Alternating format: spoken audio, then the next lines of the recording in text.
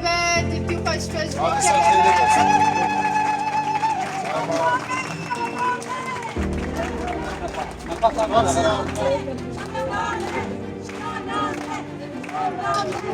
Aslan Ahmet.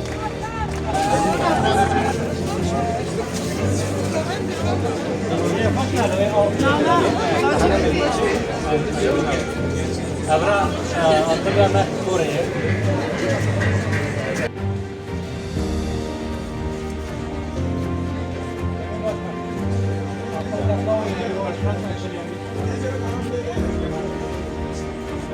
Tarihimizi kaldıracağız. Kaç kişi başvurdu resim? Şu an karışık bir 70-80 arası öğrencimiz var.